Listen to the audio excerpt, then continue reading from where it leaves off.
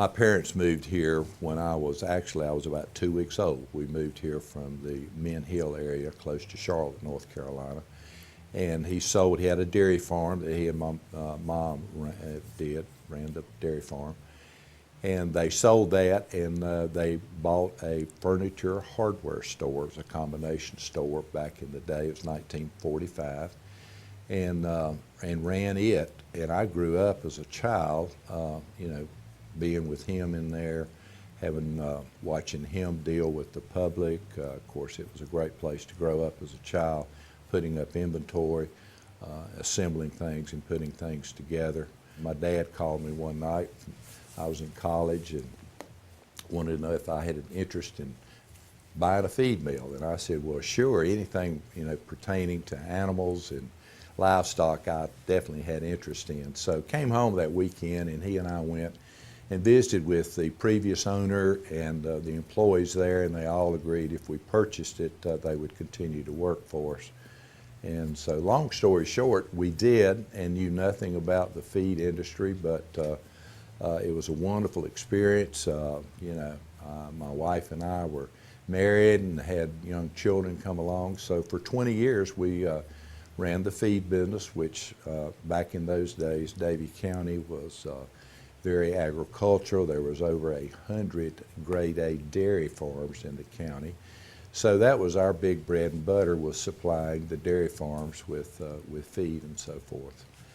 But as time went on, agriculture got depressed and things were difficult. The farmers were struggling, paying their accounts and so forth. And I told my wife, Kathy, I said, honey, we've just got to do something different. I can see the handwriting on the wall here that things do not look good. And having the love for horses again, I thought about horse trailers. So we started supplementing our feed business in 1985 with the horse trailers. And anyway, started out with 4 low-end, inexpensive horse trailers, and started selling about 1 a month. And I thought, wow, wonder what would happen if I got 8 trailers, So I upped the inventory to 8, and I sold 2 that month. So that was sort of a scenario I never forgot. And so we just kept building, and then eventually phased out the feed side of it. Looking back on those days, my desk was right in front of a window that I could look out and see my inventory out front. And I would sit up in my chair and look out at my inventory and sort of do a rough count of the trailers. And I had accounts payable on a nail on the wall hanging right here. And I'd thumb through the accounts payable and look at my check balance, my checkbook, and see what it was. And I thought, hey, I'm okay. I'm doing all right.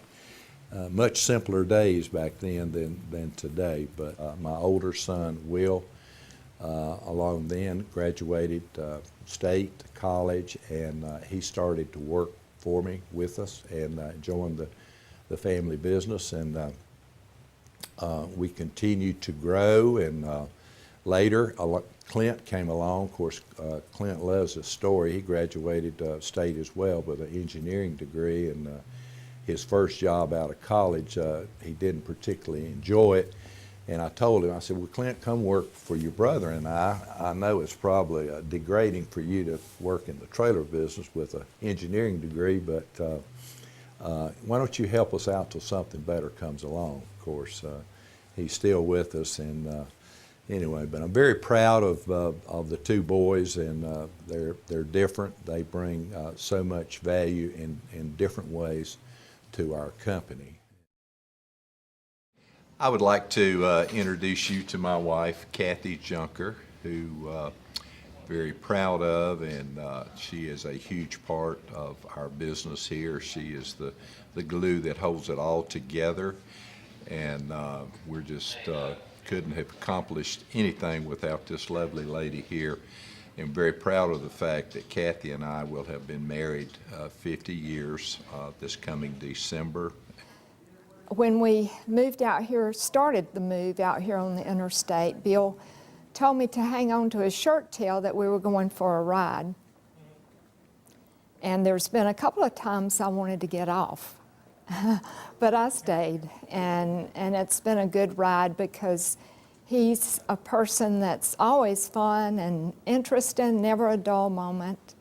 I trust his decisions, and I think that's what has made it work more than anything. If he made a mistake, he picked himself up and never looked back, and he learned from that mistake. And I think that's what has made him successful. He also never takes no for an answer if he believes in something and if he truly thinks it's what he needs to do. So he has a lot of guts and ambition and persistence.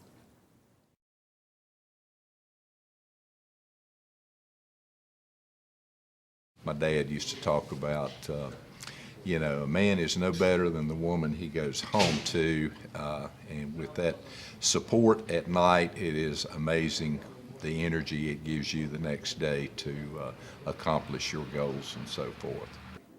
I think our sons and our daughter, too, have good work ethics, and it's because they started young. Maybe they didn't always want to, but part of it was they would, at our business, they would sit there and work on their homework. They would see what was going on in the day-to-day business, and I think that made a big difference too. Even if they weren't working, they could see how hard their dad worked, the hours that he put in, the care he had for his employees and his customers too. It was all about customers. Life is about relationship, and it's helping one another and being fair to people. I know people have a tendency that when you go to purchase something, that the salesman is there to maybe take advantage of you and so forth, and that is not our strategy. We've had salespeople that have worked for us that didn't have the right frame of mind on that, and they don't work here any longer.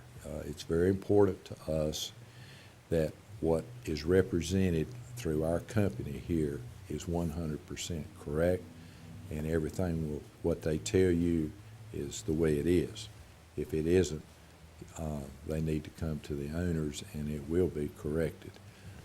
And I have noticed over the years, you can talk to any CEO or wherever, and in their story of their success story, if you will pay attention, in their formula there's always, how did you do it? And in that formula, it's surround yourself with the best people that you can. That's how you do it.